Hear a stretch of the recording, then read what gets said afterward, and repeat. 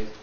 Our gracious Heavenly Father, let's thank you for this beautiful day and the springtime that's coming, and that we can come together and meet in a free society and try to do our very best for the people of the Cherokee Nation. Give each and every one traveling grace as they leave this meeting today, and help each and every one of us search our hearts to do what's right in your eyes. In Jesus' name we pray. Amen. Amen. Thank you, Mr. President. Madam Secretary, will you please do the roll call? Jack Baker. Here. Sarah Callan Watts. Ani. Bill England. Here. Bill John Baker. Here. Harley Buzzard. Here. Julia Coates. Bradley Cobb. Joe Crittenden. Jody Fishinghawk. Meredith Fraley. Janelle Fulbright. Here.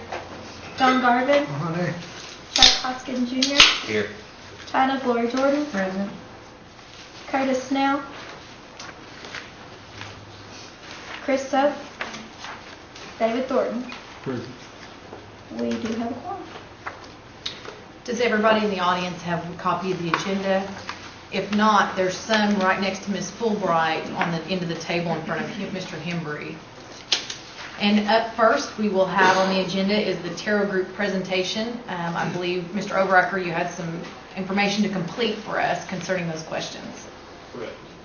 Following Mr. Overacker is Mr. Slayton on the CNE white paper, or whoever the designee is for CNE.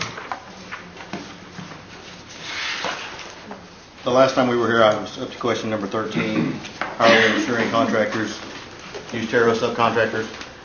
Right now, what we are requiring of Flintco and both Catoosa and Siloam during the pre-bid meeting, Dell and Leroy, Dell Gibson and Leroy Wolf, are going over the policies that we want to use as the tarot list so they can subcontract through all the tarot vendors. That is, it's mandatory for them to go through that list first if they're going to subcontract out any part of their bid. Mr. Overacker, so can you run me through an example of what that would be like? What do you mean by it's mandatory for them to use? Okay, let's say for instance they're going to do there's a drywall bid coming up, and a larger contracting company is going to bid on this or win the bid. They win the bid. They have to they have to go to the tarot list, and before they can hire any non-tarot vendors to help them on their subcontracts, they have to call each one of the tarot subcontractors to see if they would be interested in bidding on the job. Okay.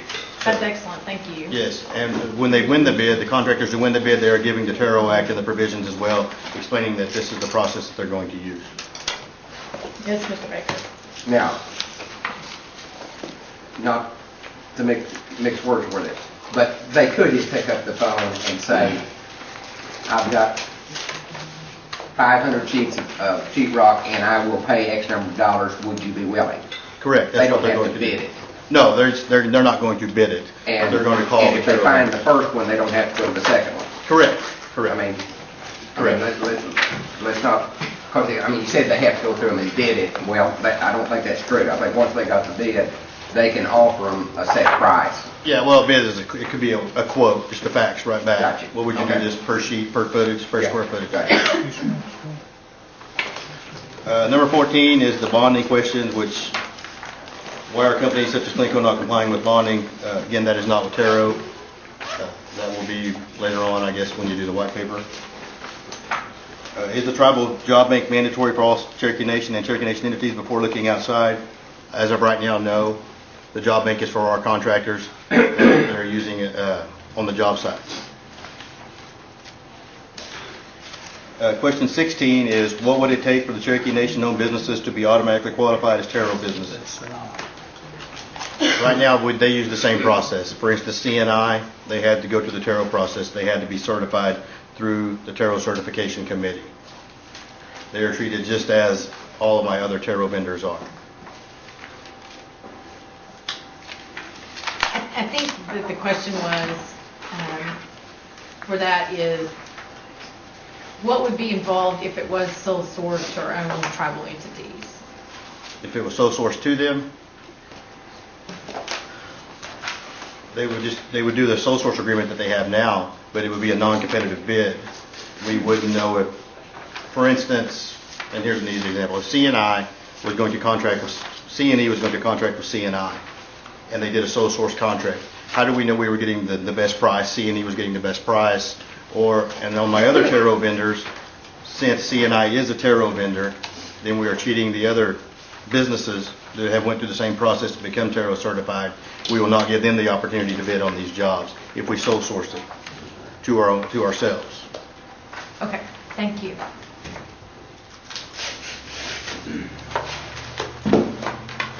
The sole source contracts, why are sole source contracts not filed with the tarot, including justification?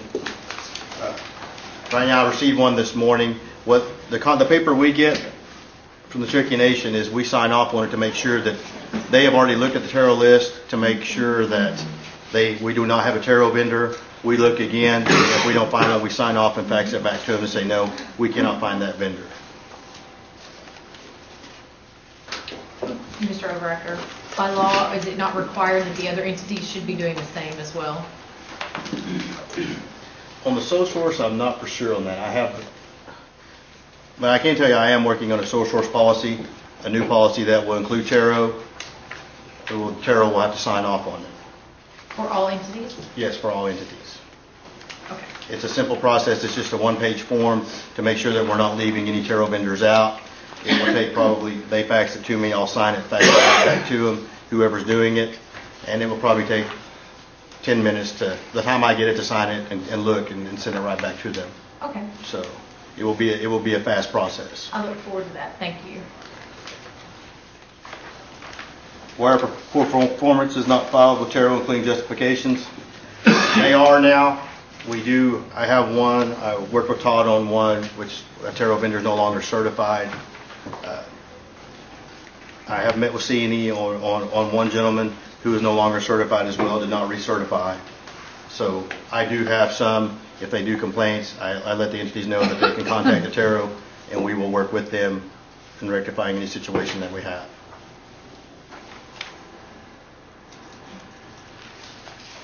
Question 19, why is it not law for all summer interns to be Cherokee citizens? And I think Diane will have to answer that one. On number 19, it's not in there yet. And Mr. Overacker, to clarify that is not, it's fine on the federal program and they're Indian. I understand that under our summer work program. But what I'm talking about is entities such as C&E who have hired non-entities or non-Cherokee Indian into summer internships at times. I have not been involved in any of these coming on yet to know that this is going on. That side. Because the way I read the legislation was that all summer internships are an opportunity and should be for federally recognized tribal citizens Correct. and Cherokees. Yes, And that we've part just says had that. stuff happen, and I think that needs to be communicated to our entities that that's unacceptable. Okay.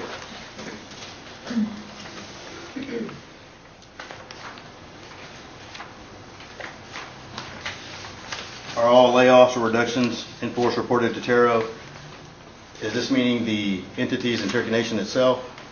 Or does that mean that as far as the contractors that our tarot vendors are doing or they're contracted out to do? I understand that would apply to our entities and our tarot vendors, that if they just go lay off the Indian people after they get tarot certified, that would be unacceptable to you. The contractors, yes, we are performed a list of who is no longer working on the current payroll. As far as the Cherokee Nation and its entities itself, no, we are not informed of the layoffs. By law, are you not supposed to be? No, because right now is if you read the law, the Cherokee Nation and its entities are not included as employers, so they are not included as the contractors who have contracts. Yes, Mr. Councilman Thornton. Is there any challenges that these people have to come back on layoffs? Do they have anywhere they can go before board or anything? As far as their challenges, they were laid off. They would come to me first, and then I personally investigate any complaint that a tarot vendor or an employee has that is under contract with the construction company or whoever else has a contract with the Cherokee Nation's entities. Does that include C&E, C&I, Cherokee Nation? Right now, no. We are not. You're just Cherokee Nation, right?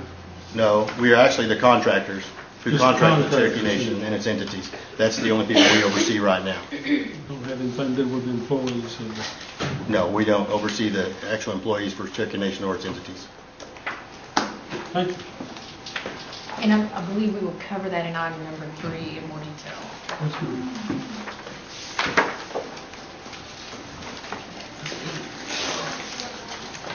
Good job.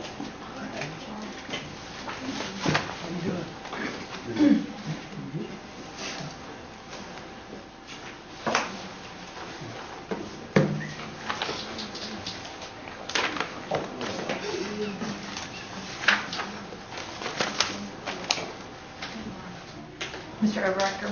Yes. And I want you guys to keep in mind too that Terrell just doesn't, it's not just for Cherokees.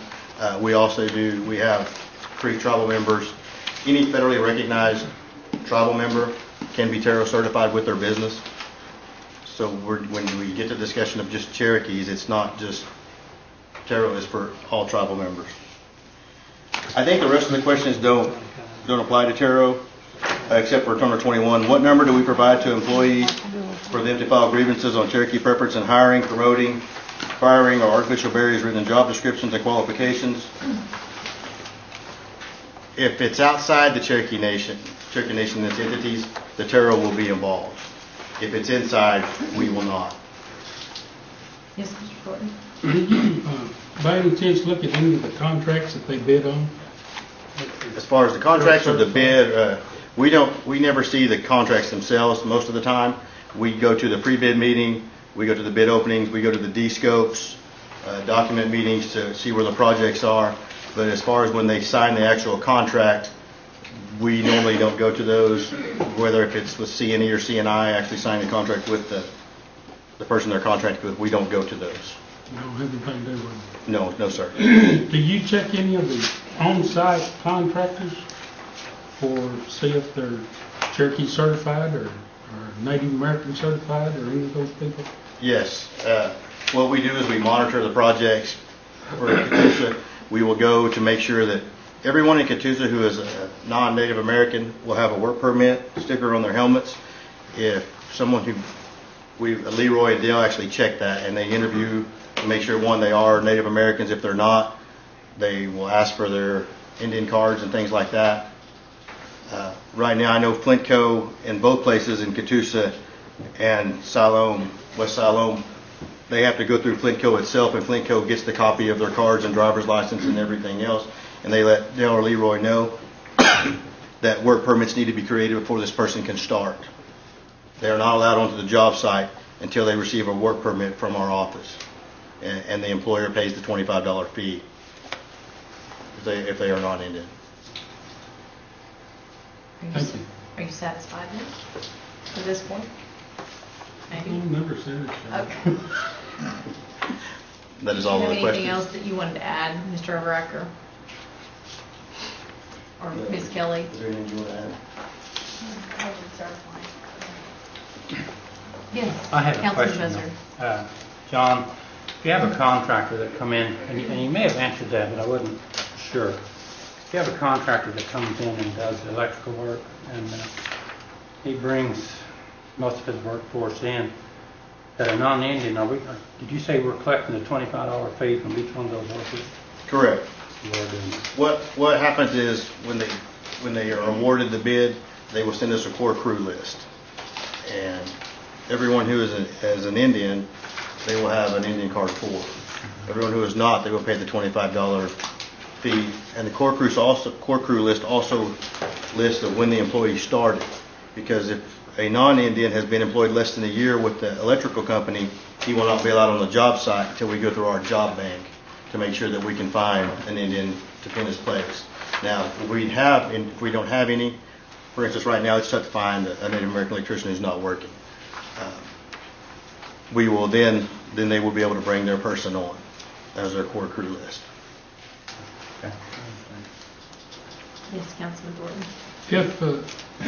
If these people are working Spanish people, do they turn in a green card? Yes, they will have to. They have their driver's license and everything else to be legal. Thank you. Yes, Councilman England? Yeah, thank you, Madam Chair. John, you said a while ago that the contractor would pay the the worker's fee. Correct.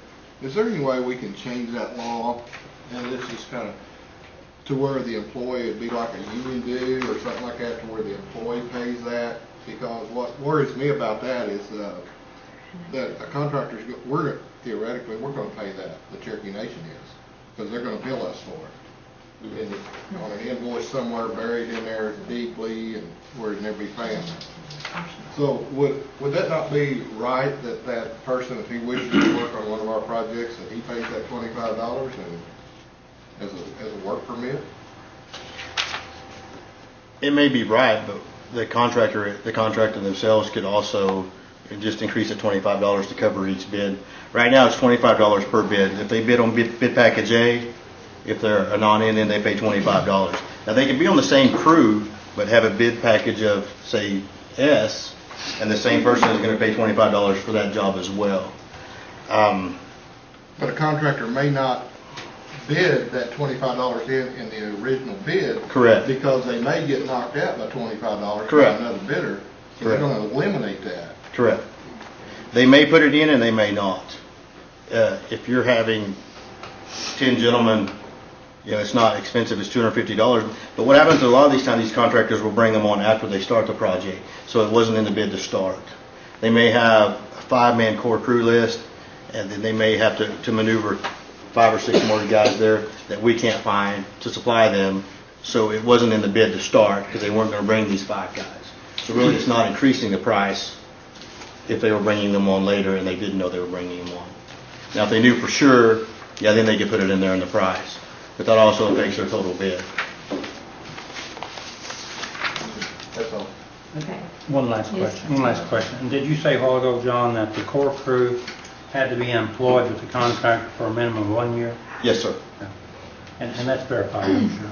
Yes, they verify, they have a spreadsheet, and we verify that if we do interview some of the employees, and to make sure that they don't tell us that, I started 2 weeks ago, and they said it was a year ago.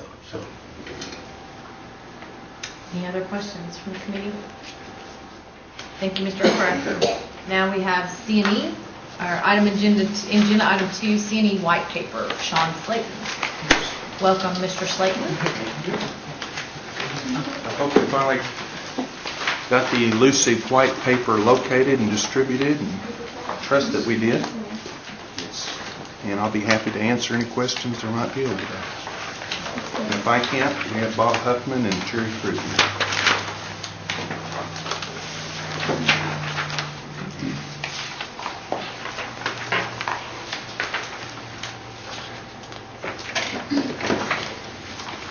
So,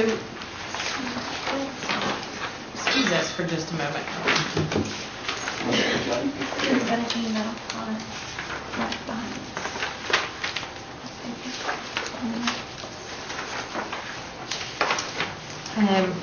I think the white paper was intended to be the, and this is my fault, but it was intended to be about the dialogue, specifically that Councilman Anglin and Buzzard and some of us talked about in how you would propose we do contract bidding with the insurance and bonding. Okay. And that's what, and this is not in here. We have the answers to the questions in writing. There's a white paper that was sent, and that's the one that I've always been referring to. We sent that at the end of January that covered the way that the project was bid. It went to Ginger, and I think it sat over there a while, and then it supposedly, as I understand it, it came on over from there. And I thought that's what we confirmed last night. If we can just get a copy of it. I have a copy if somebody can make Mr. some. we can Hembry, you distribute. want to run or have Robbie do that for us real quick? Yeah.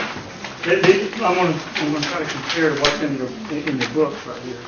Yeah, it's a letter from Jerry Crew to me, and it's dated We haven't seen that. January My 20th. knowledge. All right, I'll I know we've had a lot of paper on just this issue, so while we are waiting on the official copy, would you just share with us, since we haven't had a chance to read it, obviously, could you share with us your findings? Well, essentially what it boils down to is kind of what we discussed that day. And it kind of stemmed from what Buell had brought up a meeting or so before that. in relation to why we require a bond for subcontractors. And, you know, it's our board's position that we have a fiduciary responsibility to the nation, that on projects of this magnitude, that we make sure that if something goes wrong, we have some ability and some protection to protect the nation's assets. And so when looking at how we do that, and you know, I asked the question about GCs bonding the deal, and this is a little different because they're a construction management service. You could have Flintco bond it, but then they turn around and require the bond from the subcontractor. So you end up, and then the subcontractor ends up inflating his price to cover the bond. So we end up paying double the price for the bond. So what we elect to do is bond the subcontractor and just pay the bond cost one time. Did I say that right, Jimmy? So the option is you either don't bond it up to a certain level or have various levels of bonding, and you know, we've just taken the position that we feel like these projects are of a magnitude that there should be a bond at some level to protect the Councilman nation. Buzzard. Sean, yeah, and I understand, you know, kind of what you're saying, but I guess I'm just not used to that type of bonding processes. You know, working here in the nation with our roads program, that wasn't necessarily the way they did their bonding. Now, you clarified a position the other day for me that Flintco was just the manager, not the actual contractor. They're construction manager. Construction management and not the actual contractor of the building. So you clarified that, and I could see that, but I guess I'm just used to doing things the other way, to where the general contractor usually bonds the whole project. Well, And that's where my question is coming. and without being an expert in this, but through the inquiry, I think in times past, I think the general contractor did provide the bond. But I think, and guys, if I misspeak, you step up here. I think because of all the litigation going on and all the issues around bonding and insurance and things like that, that on a job of this size, even if Flintco bonded it, their insurer would require them to get a bond from whoever's doing the work underneath them.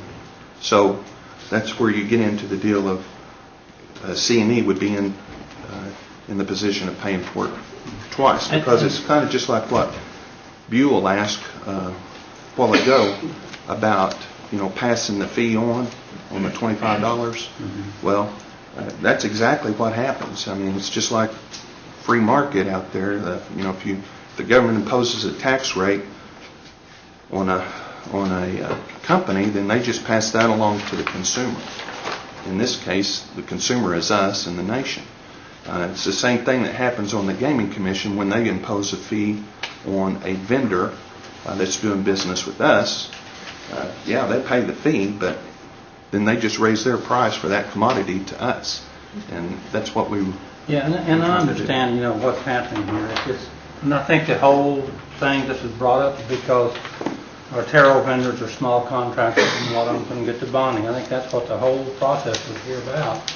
And I do understand that Flintco does work with some of these contractors. So, you know, some things can be done, and they're probably doing it as far as buying the materials. That way they're not putting money up front to buy all the materials and only have to have bonding for performance. And that's fine. I'm glad they're doing it. But I think this whole thing was brought up because so many of our Indian contractors are small and really can't afford or can't get the bonding for that. So, I don't know. It sounds to me like there's some things being worked out, but Well, we would I'm be just happy. not familiar with the way that the contracts are done. We would be happy to take back any suggestions. You know, I think we were given a copy of the existing tarot laws, and there's some different things in there, and we tried to incorporate those going forward in there. And Flintco has been over backwards, and in fact, they're not even requiring performance bonds on some of those situations. We just are at risk for the performance herself. But I think for our board, that they would, you know, prefer some guideline that says, yeah, everybody's in agreement that, you know, below this level, we'll just take our chances. Well, I think for myself, you know, we have Simcoe doing it, and I know they're working with some people on the materials and stuff like that, which is good because materials is probably 50% or more of your prices sometimes. But I do understand, you know, they have to have some competition when they go in and do a job because you can't have a building to fall down, stuff like that. So I don't know. It's something, you know, maybe I need to think about a little bit longer just to see that I'm satisfied with it. But I think for my part, you know, I'd like to see more of our Terrell contractors that are smaller to get some of those jobs. A perfect job would have been for one of Terrell vendors would have been the smoke shop at West Solomon Spring. Now look at that, and that's probably a small enough job where some of our Terrell vendors could have bid on the thing, but I don't know that they did. Yeah, I think we had quite a few Terrell. I think what we're vendors asking on is that, you know, we hire all the Terrell vendors that we can hire, especially Indian contractors to work on this job, but I understand, you know, we want bonding, and I wanted bonding too. I don't want somebody to come in there that can't bond or can't do the job, so there's a matter of competencies that we have to do, and I understand where we're coming from on the thing. I think the main thought that I want to put is, you know, we want to hire all the Terrell people that we can hire, and sounding like you're doing it to the most extent you can, so. I think they did, and on the smoke shop at West Siloam, there were several, if not the majority, vendors on those were Terrell. Thank you. Did anyone else have any questions? From my perspective, since we finally got the white paper, that if we have any questions, we'll just ask them during our normal meeting times at a later date during E&F. That would be So fine. does anybody, before Sean steps down, does anybody have any other questions for him? Yes, Yes, Councilman Thornton. I don't know about questions, but a statement I tell you. I received an email from C&E's H&R related Terrell revisions, and the revisions were the suggested draft that I put out, and I haven't had time to go over those. So I would like to request a time that we could call them back in. Agenda item 6 will have those revisions and stuff, and we'll talk about them in detail. And I think that you're staying, right, Mr. Slayton? For Well, those? that's going to be my question. We will if we're needed. I think you have input. I mean, you might be affected by these changes. So if you could, if it's possible, today, we appreciate it. But they've answered all of these, but I haven't had time to really go through them and sit down. We would probably have to reconvene, and I'm going to suggest a working committee at that time, too. And you may have just volunteered yourself for it. And I also have had a company from my district that in the past have bid several jobs and have never gotten anything. Okay. And they're a well-to-do company. I mean, they can cover their own bonds, and they're pretty upset about it. I've just run onto this last week and a half. You have their, can you share their name? Daniels and Daniels. Daniels and Davis? Daniels and Daniels. Daniels and Daniels. What do they They do? work for literally 5 civilized tribes except ours, and they're Cherokee, sir. What do They they were do? certified. I think they even dropped their certification. And one went to the extent to join the UKB because he is pissed now. And they're in Texas right now working for a tribe.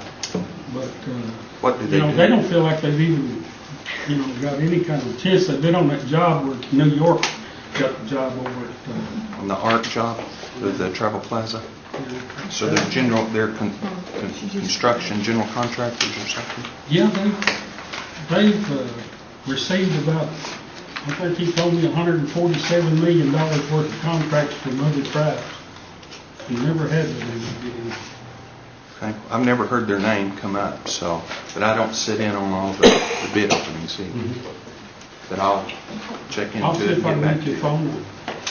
Okay. I tell you, Anybody else we're have screaming for good general contractors, especially, those that are Cherokee and Terrell.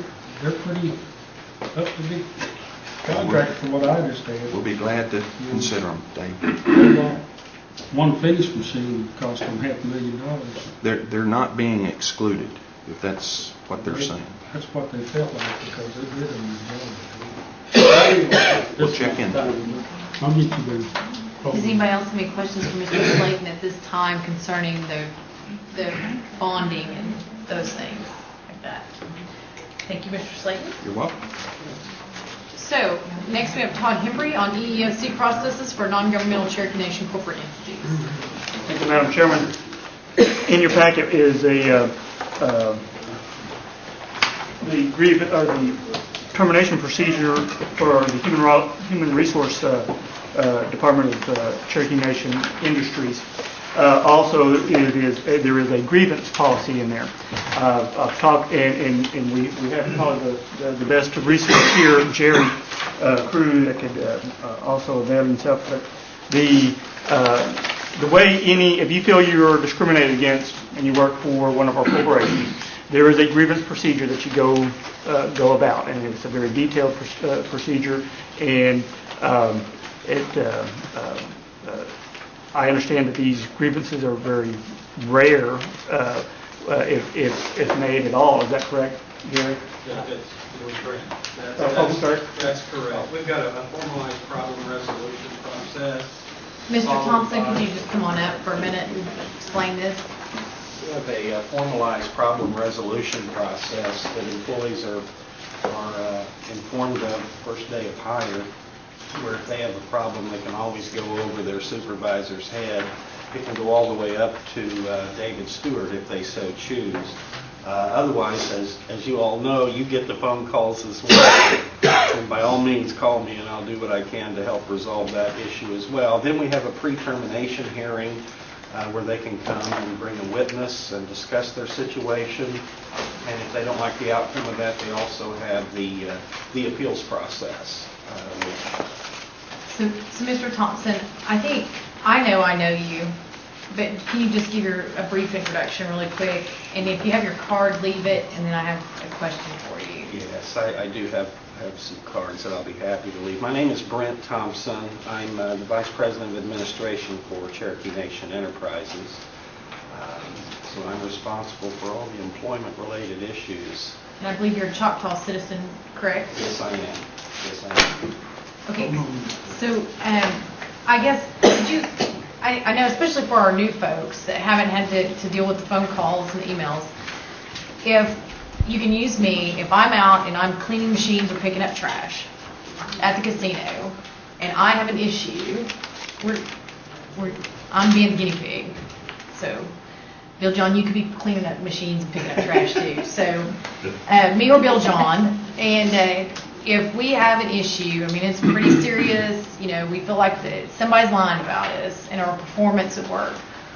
If we get that phone call, how would you advise that employee if you get that phone call on the proper process for C&E?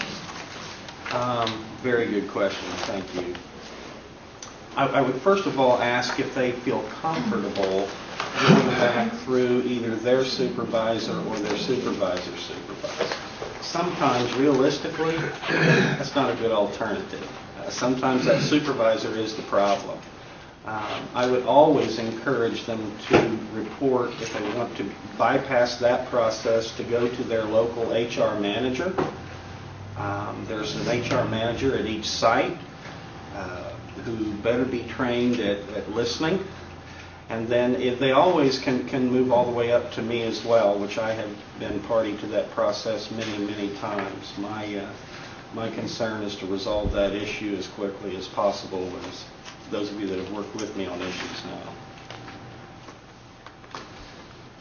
Does anybody have any questions concerning C&E's process for resolving EEOC? And sometimes just workplace issues appear to be EEOC, but they would be caught hopefully in that process. And I think you put some cards down there, and Janelle, would you grab those and pass those around? I can bring more. Thank I didn't you. bring very many this time.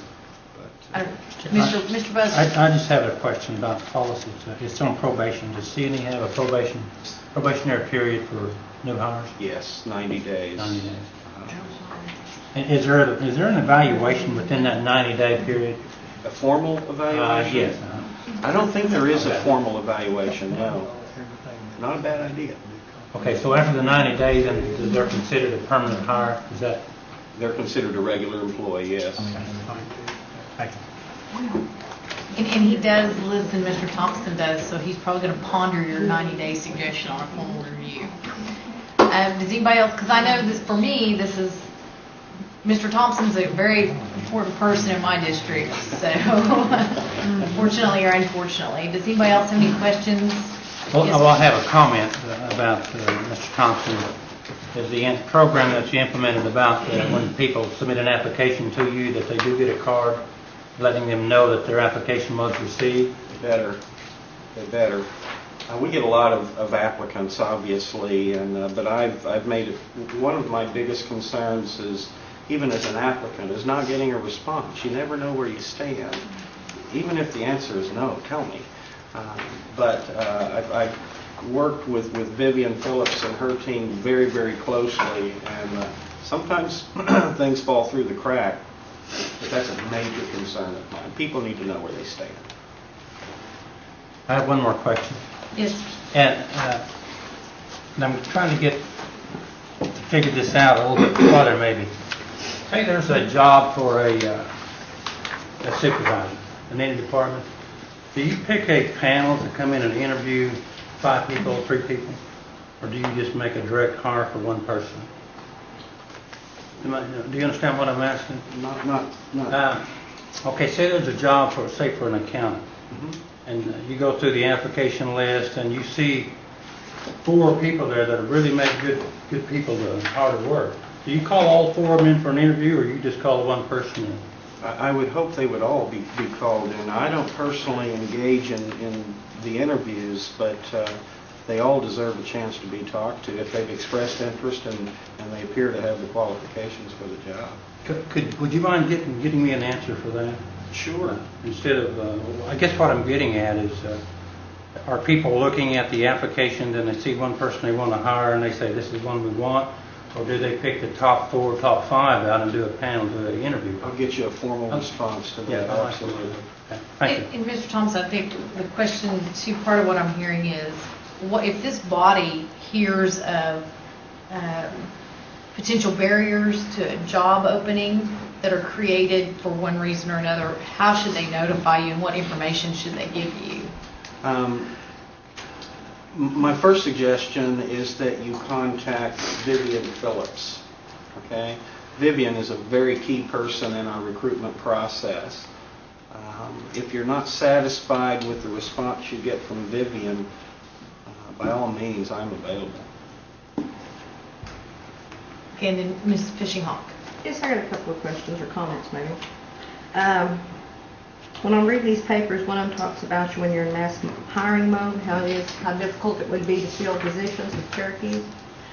When I worked for the casinos, I remember there were several Cherokees that was hired temporarily full-time trying to get on. What would tell me the pros and cons of maybe hiring non-native temporary full-time, or just temporary versus until you can fill them? I think I understand the question. Help me again. Okay, when you hire somebody that's non-Cherokee, non-native, Okay. tell me the pros and cons of when we're hiring a bunch of people like that, a decent amount of people, why don't we hire them temporary or temporarily full-time until you can fill a position with the Cherokee? Until we find a Cherokee that, I could consider that. Our historical problem, particularly coming up with our major expansions, is timing our openings with the availability of the Cherokee applicant. Sometimes they don't mesh totally. But by all means, we continue to carry a database of Cherokee applicants that we do access when we have openings. But to your point, put them on temporary, I'd have to think about that. Okay, I appreciate it. And then there's one more comment, it's more of a comment. On the CNB memorandum, on the bottom of the first page, it's talking about Cherokee Nation and its entities as defined as employers under their Terrell Act. The last sentence, the first sentence on the second page under the last sentence says this requires protocol that can be burdensome on Terrell administration. I just wanted to comment that I'm here for the Cherokee people, and they're never burdensome, they don't cause me a problem. And I hope just because you all have to go the extra mile, it ain't causing you problems, or you all do not consider that a problem. No, and I don't consider that a problem either. I think our biggest concern is one of timing. When we have job openings, we want to do our darndest to fill them as quickly as possible. And to delay that process can create overtime for our existing folks, which wears them down. It's a cost. It creates morale problems. The guest may suffer because they're not getting the attention that they deserve because we don't have the people on the floor to help them. And then ultimately, I think it can also impact the nation financially. If the guests are leaving us because they can go elsewhere and get better service, I don't like that. So that's a concern. Thank you. Did you have any other questions, Councilwoman? Okay, Councilman Thornton, then Councilman Hoskins, and then, go ahead. Okay. Mr. Thompson? Snell and- Yes, sir. Yes. One of the things that I'm interested in is the law enforcement on the other end of the aspect of hiring for discipline. Do you have anything to do with that? For our security Yes. personnel, If this is a particular situation, No, I'm asking at random. okay, because I was going to say that needs to be addressed outside, and I already know. Okay. yeah, security issues would hopefully come to my attention. On the discipline end of that, how is that worked? How is that worked up? Do these people come in front of the supervisor? Do they come in front of a board? How did they do that? There are, at CNE, there are basically 4 corrective action steps, depending on the severity of the violation. And this is assuming it's been properly investigated. But a step 1 corrective action is purely verbal, just discussing it with the individual so they're aware of it, but nothing is placed in their file. It's just an awareness issue. A step 2 corrective action involves a form to be filled out and formally discussed with the individual, encouraging them, please, here's what you did wrong, here's what you need to do to correct it, and continue to follow up with that individual to make sure that everything's going okay. But that will go in the personnel file. A step 3 corrective action gets more serious. It could involve a suspension for a few days. And then a step 4 is the equal to termination. Those steps usually are coordinated through HR so that we can offer some guidance. It's ultimately still, however, the manager's responsibility to choose whichever corrective action they deem appropriate, but we hope that they will give us a chance to offer some input into that. Most law enforcement agencies tend to have some type of a board that a officer would go in front of, and of course most of these people on that board are CLEAT certified and have worked out in the public, for a city or a county or municipality of some type. And I feel that they get a more fair treatment by going in front of that board than a supervisor. And myself, that's what I'm going to push for. Probably won't get it, but that's what I'm going to push for, because you take an officer that's well trained and is well experienced, and let's say, he's carrying a weapon, and if his life is threatened in any way, he's supposed to pull that weapon. There's a difference in pulling that weapon and firing it. But I think these people should be treated with respect as an officer, and that's just the way I feel about it. Thank you, sir. You're very welcome. Mr. Thompson, could you get back with us in writing, and it could be an email, and just let us know? But I believe that when weapons are pulled at CNE, that the Marshal Service helps review that, is what I was told. So could you clarify that? You know, I would have to clarify that with Dave Roberts, our Vice President of Security and Surveillance. Or consider and see if the Marshal Service Review Board could also be used for CNE's security? Good point. Okay. Does that help? Okay. And Councilman Hoskins, then Snell, then Buzzard, and then Fishing Hawk. Thank you, Madam Chair. I think Councilor Fishing Hawk's suggestion is an interesting one and a good one about the temporary hiring of non-natives, but I want to make sure I understand it. So, Councilor Fishing Hawk, is it essentially that the non-Native American hires would be in a temporary status, and if we could fill them with Native American Cherokee, then we would fill those positions? Is that essentially the suggestion? And I think it's an interesting one. But when you were going to follow up, I think. I need to think about that. When you do, could you address any kind of exposure that might, what kind of exposure CNE might have to the employee who's displaced? I think it's a good suggestion to boost our Native American employment, but I'd be a little concerned about any exposure we might have to displacing these non-Native American employees. Not that I'm going to bat for them, just to save us. So my first major concern is what kind of interest am I going to get from non-Native Americans to want to take a temporary job, knowing that it's temporary. Most of them come to us looking for full-time work, as does anybody generally. That's a challenge. That's going to be a real challenge to try and find somebody willing to do that. But I completely sympathize with Councilor Fishing Hawk, because if the numbers don't increase, then a lot of us might get restless and think we really do have to push for policies which would, be more strict from the top down. So I completely sympathize with it. I think it's an interesting suggestion. Thank you, Madam Chair. Thank you, Councilman Hoskins. Councilman Snell? Yes. Mr. Thompson, at West Salem Springs, who would I have to go to find out where his application is? You just said go to H&R? Absolutely. Vivian Phillips. That's who I would go to. I would just give the person's name to Vivian Phillips and ask for a report on the status.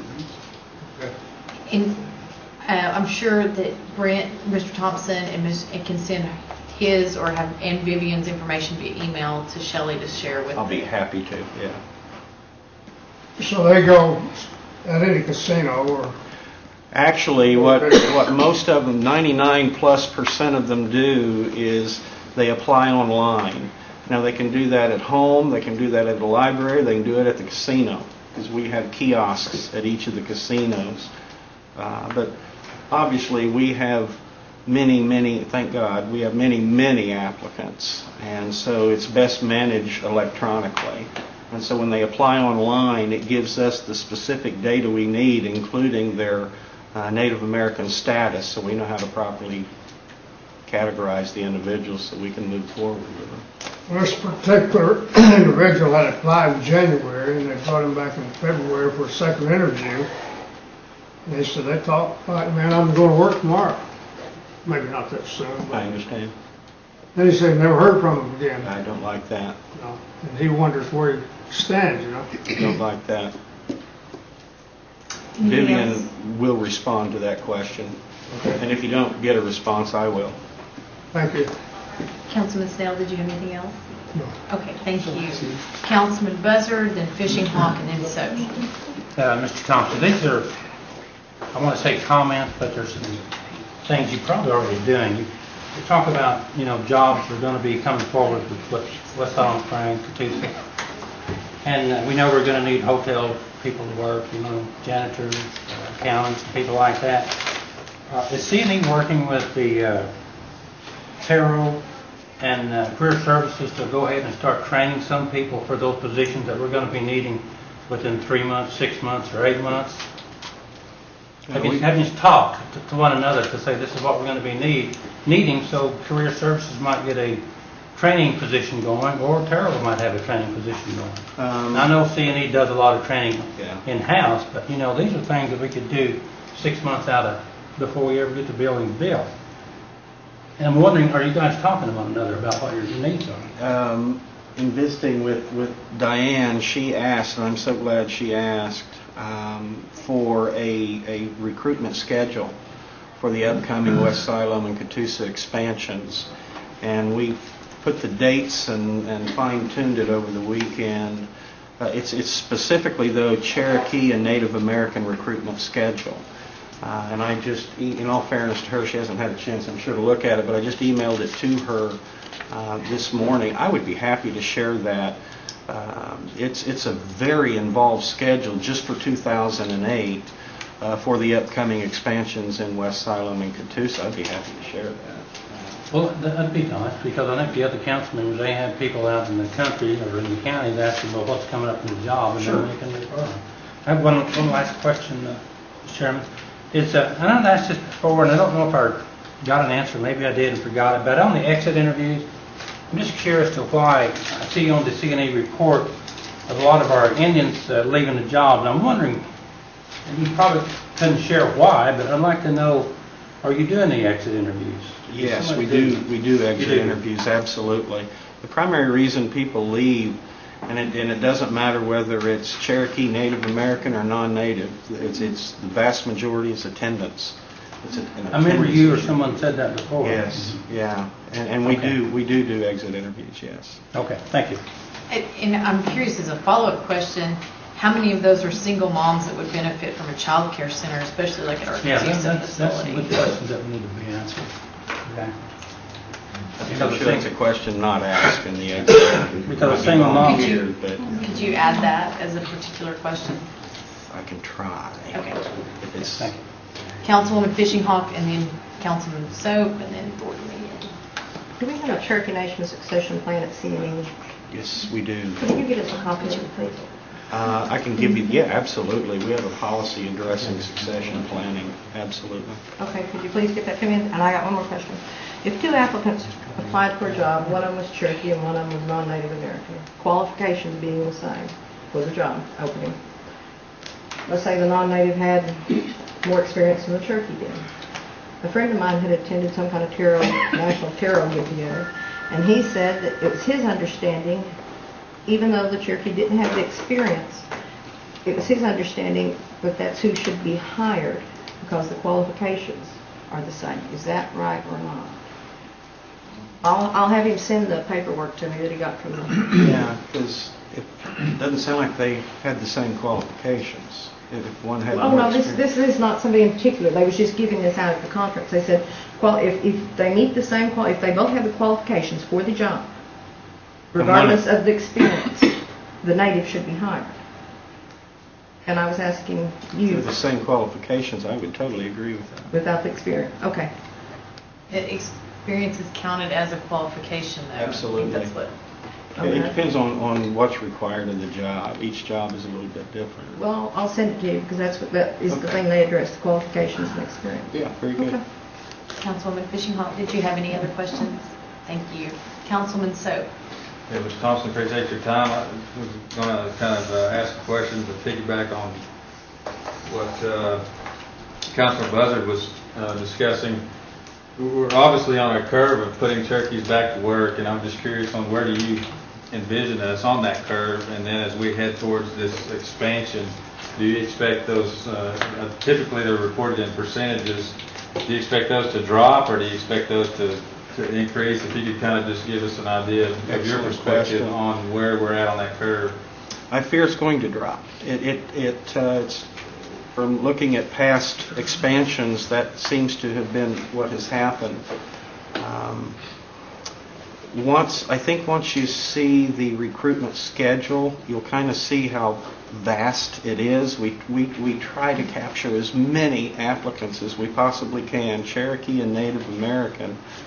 But when you've got to fill 1,000 jobs, it's kind of hard to fill them all with Cherokees and Native Americans. So I would love it. I hope that's the case. But realistically, looking at the past, the expansions tend to cause our numbers to dip slightly, and then over time they get back up again.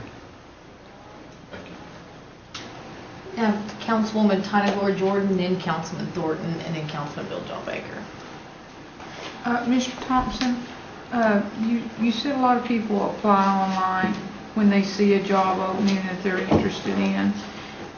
Let's say you go over their application and you decide they're not quite the person you need for that job.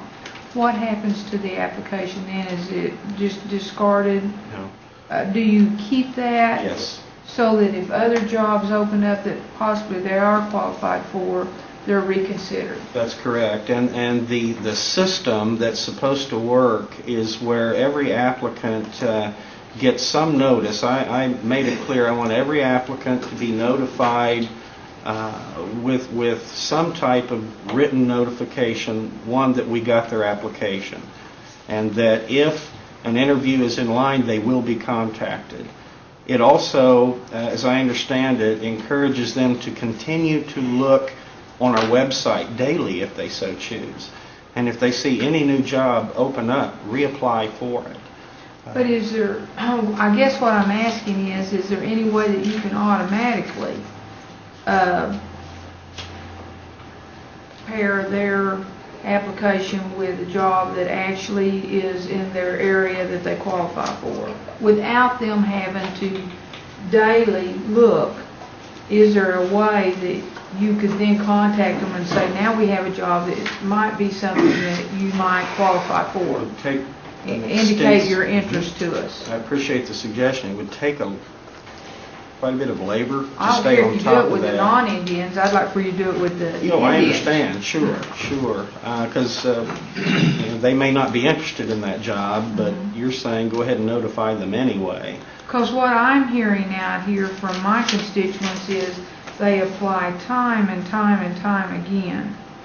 And I would think if they are indicating a continuing interest, let's don't make them apply again. Let's have their name in the pool for any and every job that comes up that might meet their experience and qualifications. And let's notify them. I don't know that we could do it with everybody, but certainly we could do it maybe with our Indian people, Think about that. if that would be a It would possibility. take some. Let me think about that. And just a follow-up, I understood that that's what we were doing because the application online created a database that was, you could query against job skill set. So I understood, I thought we should already be doing that. Mr. Slayton wants to throw in his 2 cents, so come on up to the podium for us. Karen, I think you are right that Hello? whenever a position comes open and it's queued against the application base, as long as they have either checked that they're interested in certain areas when they filled out the original application, or it has some job skills or experience in certain areas, I think it queues against that, and it does run that, and it will automatically pull them over. Now, if for some reason they didn't indicate they were interested in that type of position, it would probably overlook that. And that's something that we can follow up and see if there's some way to make that broader or whatever. But I think in a lot of cases, it does pull another job for them, or pull them into another job pool. And to the question a while ago about if they don't get a job, are they considered from other? Yes, they pull them and they recirculate those. Because I hear the same thing. You know, we need to freshen our pool. It's the same people coming through, and for whatever reason, they haven't been chosen for that position or that type of position. So it can probably be improved, but we are getting some of that now. Councilwoman, did you have any other questions? No. Thank you. Councilman Thornton. Oh, yeah. Pardon me. I have a job, person that's been looking for a job, has a degree in business. He's applied for several different jobs. He's being told that he's overqualified for some of them. And, you know, I can't understand that. If he's wanting a job, you know, how can he be overqualified? You know, let him work. And some of them, like Chuck and Connie was talking about, he didn't have the experience. Well, these are the type of people that you can bring in and give experience. If they took time, went to school, and they've got a 3.5 or 4.0. You know, these are the type of people that it looks like to me we need to work on and try to hire. But he showed me a list. He's applied several times for several different jobs and hasn't come up working yet. When you say he's overqualified, or when he's been told he's overqualified, is it for jobs that, I don't know what his I don't salary know. expectations are, so sometimes, A lot of times Is with this CNE or with the Cherokee Nation or with somebody of that nature, you just need to get your foot in the door. yeah, I understand. And then you go from there. Councilman Thornton, is this an When- individual you can share with Mr. Thompson too after the meeting? Yes, That would be great. yes. Did you have any other questions? Okay, Councilman Bill John Baker. And this is, the first half of this is going to be a follow-up to Tina and what David was just talking about. I think we have a lot of folks, Cherokees, that apply, and maybe they apply one step above or whatever than they're qualified for. Because of the gaming business is unique to itself, and just because you've been a manager in another field does not necessarily mean that you're going to be the manager of gaming or the manager of cards or that kind of thing.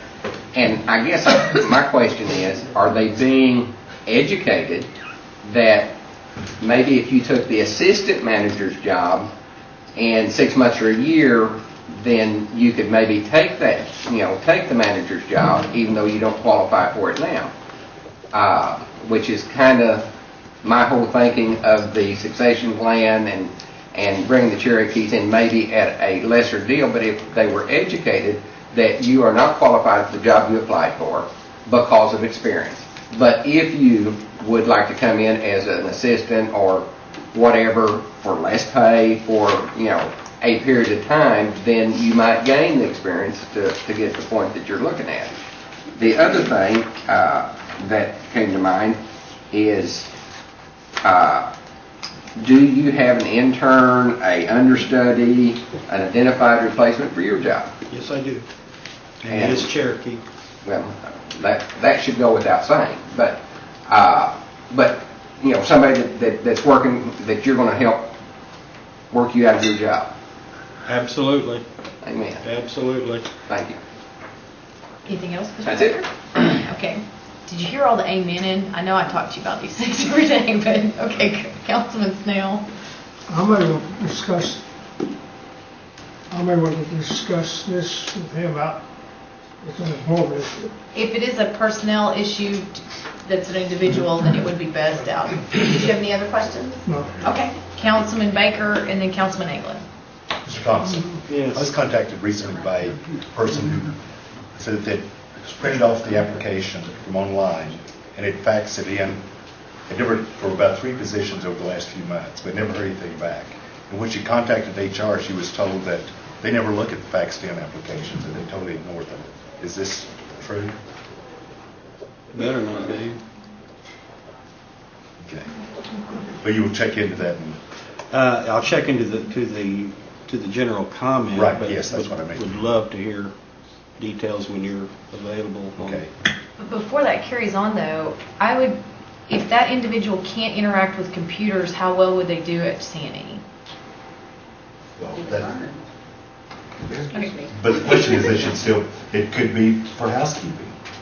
Okay. I don't know what it was for. They still need a response. Any other questions, Councilman Baker? No. Okay, thank you. Councilman England. Thank you, Madam Chair. Mr. Thompson? Yes, In all this conversation, all this discussion we've had and dialogue, this is stuff that we have talked about and harped about for the last 4, 5, 6 years, And what worries me more than anything, I know you're the new guy on the block, Right. but I keep hearing names thrown up that was people that's been on the block for a long time. What is your plan to correct these people so we don't have all of these discussions 2 to 3 years down the road and go, well, Mr. Thompson, your group is still not performing all the calls that we get. I mean, several calls. There's not a person in here that's telling you about receiving the calls. We do receive the calls about HR. It worries me that how are you training these people new tricks, I mean, are they going to listen to you, or are we going to be back here 2 or 3 years hammering this out again? I hope they listen to me, and if they don't, the only way I know if it's not working is obviously through these kinds of comments, but I've made it very crystal clear about responding to applicants. I can assure you, you can talk to anybody on my team and they know where I stand on that issue, and if it's not happening, things can slip through the crack when you deal with the numbers that we deal with, because we deal with, we're into the thousands now of applicants, but that's still not an excuse. It can be automated such that they still get a response. So if they choose not to listen, and then I need to make a change. Because all this stuff that I've been hearing today is stuff that we've been talking about for 3, 4, or 5 years, and it seems we're right back here sitting here at this table again talking about the same old stuff. We got one new leader here at the helm, but I just want to make sure the people below you are listening.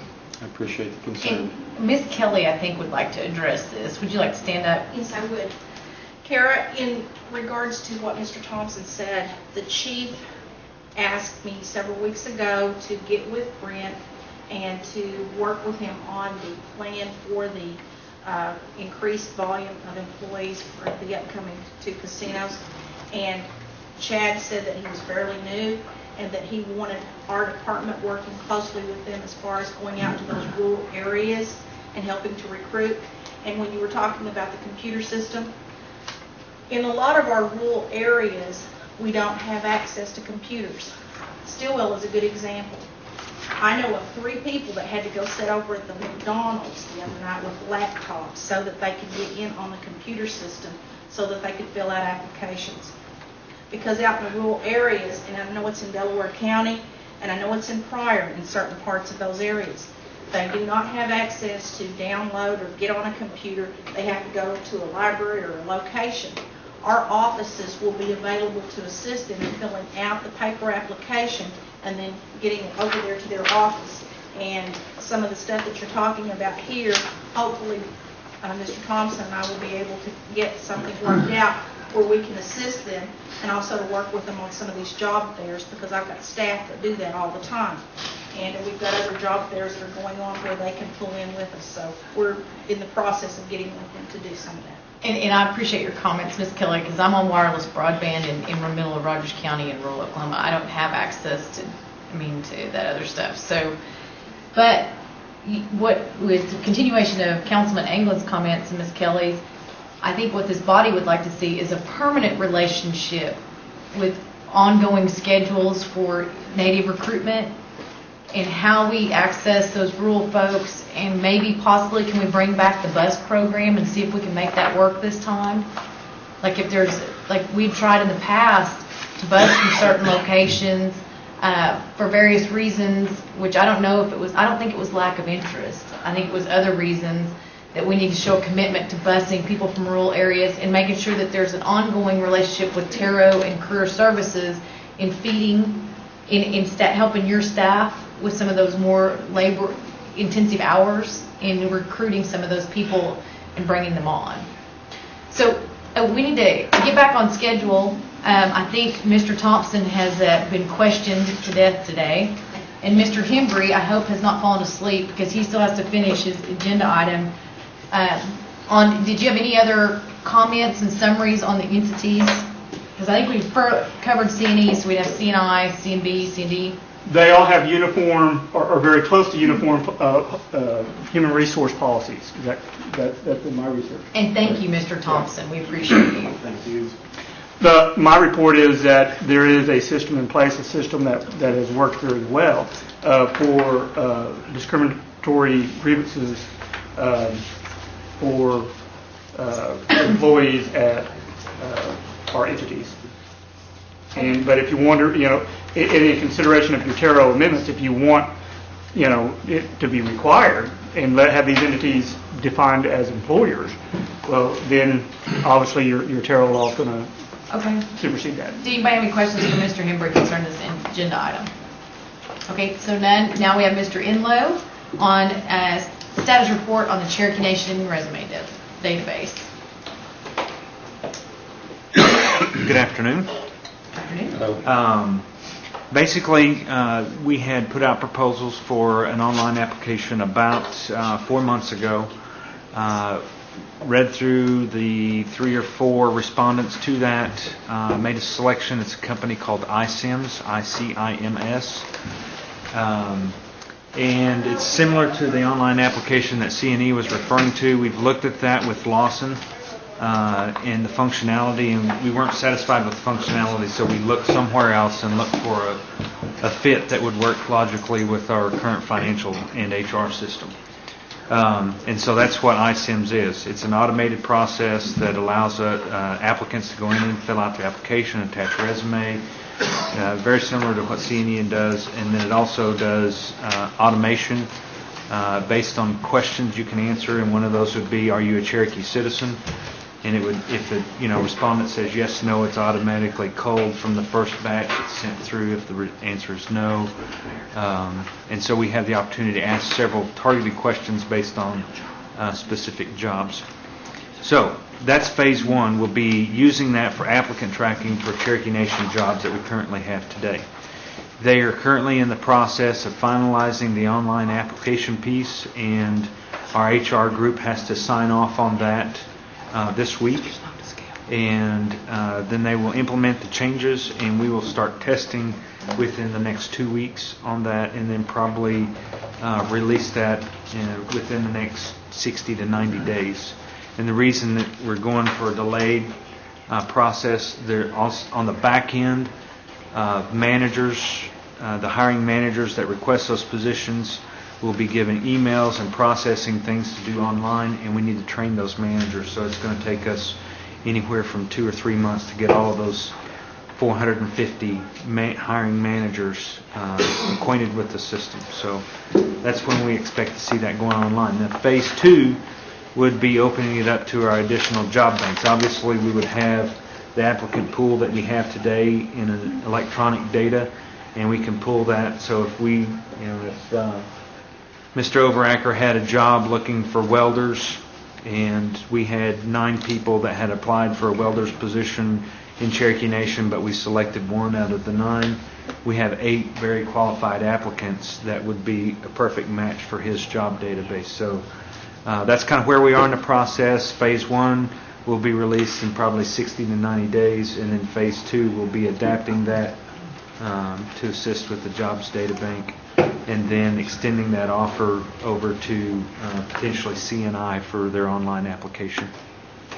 I did talk with some of the staff at C&E a little bit.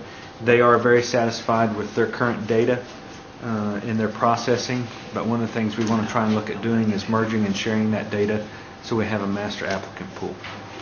Thank you, Mr. Enlow.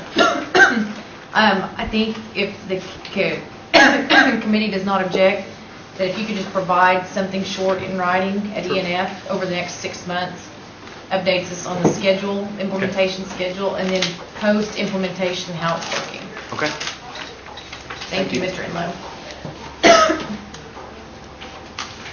On the following 2 agenda items, there are several people that approached me both on the council and off about these agenda items, and I think they go together, this being the policy and procedure amendments or revisions and the Terra legislative amendments. I would like to propose, because I think this will be a lengthy discussion and we've already been at the table for some time today, a working committee. And if the committee concurs and the folks concur, I would like to invite the committee to be as follows. Ms. Diane Kelly and John Overacker from the staff to represent the chief's interest. Anyone's welcome to input. But then also, I would like to ask, and I haven't asked him, Buell Anglin, would you be on that committee? And myself, and then Ms. Tina Glory Jordan as a working committee. And then we'll go over, I know we've got input from Mr. Thornton, and we've got input. Could we do 7 on the committee? Would that be too many? let's have a few, well, We just have to, we can't have a quorum, and so we would want to come back with a package to present to the body with amendments. Like Thornton would want to come one day and just talk about his amendments, I'm guessing. Like we can have conference calls to save drive time and stuff. Is this amicable with the committee? I mean, are we in concurrence, or is this, let's have some dialogue on this. I would like to see more from the council on the committee. We've had a lot of interest from the council, and this is a working committee just to present options. Because right now we have amendments all over the place, and some of them have not been delivered as of yet. So everybody would still have input. We're just, all we're doing the work to put it together. People can still come, but if it's going to be a working committee, they can't be a quorum. I understand. And this is truly a working committee. We're going to have to do work. So.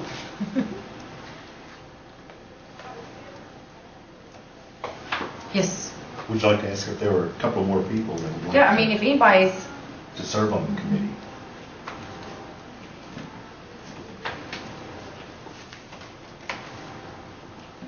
I'd like to ask a question. Yes, Mr. Gordon. Todd, Yes. did you include that law enforcement? Ontario? Mm-hmm. No, I thought that was going to be are you talking about that policy that we talked about? No, that wouldn't fit into a Taro Act. I propose we add Bill John to the working committee. Okay. Did you accept?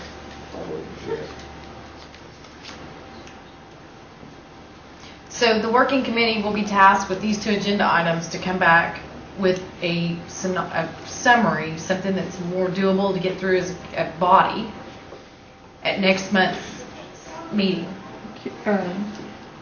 Madam Chairman, since we have 6, let's add one more so it's an odd number, if that would be a possibility. Okay. I don't like even numbers. It's just be better for us, I think, to work with an odd number. Well, we're not making any votes. Well, I understand that, but there may be some Okay. votes within. Not votes, but consensus. Mhm. Is there somebody else that would like to serve on the committee? Thornton just volunteered. I saw the nudge. Okay. You getting this, Madam Secretary? Okay. So if you have any amendments still, we need those submitted to me and Shelley, or Shelley and I, so that we can make sure that this working committee, and then next month, we hope to have something that's more doable in our time frame. So with this same time, 1 o'clock next month, that following month, would that be acceptable for the committee? What day? Council meeting day. Council day. 1 o'clock. Yes. Now, will that be for the working subcommittee or for this? This is, no, the working session, we will have work to do over the next month. Okay.